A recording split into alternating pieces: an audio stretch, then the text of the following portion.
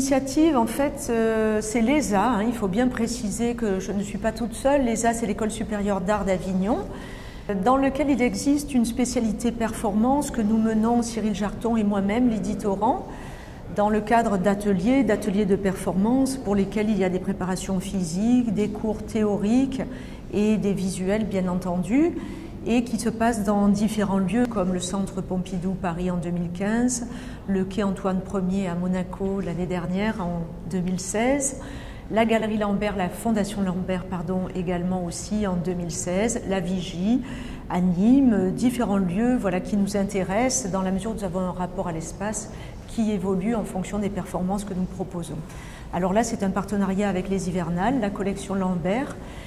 et différents intervenants, dont Jean-Pascal Hess pour Pierre Cardin et Nance Martin font partie, ainsi que Sébastien Ly, des artistes qui travaillent cette année aux Hivernales et qui travaillaient déjà d'ailleurs l'année dernière en résidence. Le propos cette année, c'est la collection. Donc chacun s'interroge sur le geste du collectionneur, l'objet que l'on collectionne, objet matériel ou immatériel. Et le propos d'ensemble est de créer également une collection de performances, si bien que la collection est à la fois le sujet et l'objet de l'événement. Chaque étudiant prend en charge sa performance dans le cadre de ce projet avec le cadre pédagogique que nous leur offrons. Par contre, les artistes qui se sont greffés sur le projet, comme Sébastien Ly, comme Nance Martin, se sont également interrogés sur la collection, la collecte, que ce soit une collecte de témoignages telle que l'entend Sébastien Ly, ou que ce soit une collection de gestes telle que l'entend Nance Martin, avec sa phrase chorégraphique qui repose sur la ronde paysanne de Bruegel. Il y a dans cette ronde paysanne un ensemble de prises de main, de pression, de gestes qui sont assez curieux, qui posent question, et c'est à partir de l'observation de ce tableau que Nance Martin a créé sa phrase chorégraphique sur une collection de gestes. Puisque je suis confronté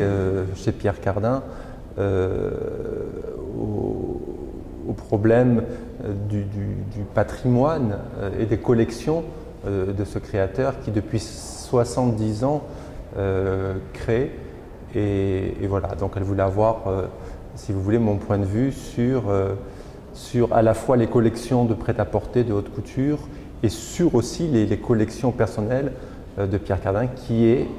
aussi un grand collectionneur. Mon point de vue, c'est que Pierre Cardin, qui vit l'instant présent, n'est pas attaché, lui, à ma différence, il n'a pas le souci,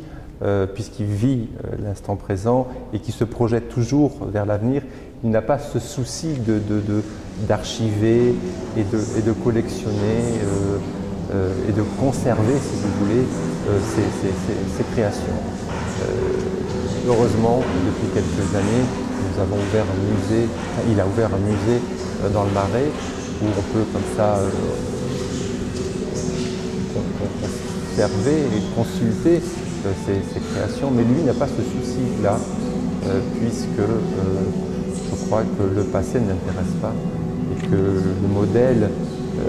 qu'il préfère, c'est celui qu'il va créer demain. Pierre Cardin, pour revenir à lui, parce que moi je suis là pour parler de lui,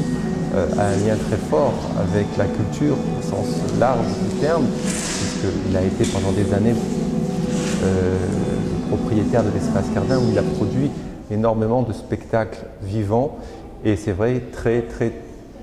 intéressé par la danse, puisque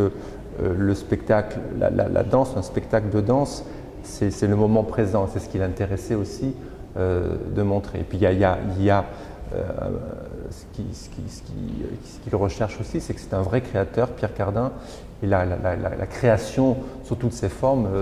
l'intéresse. Il dit souvent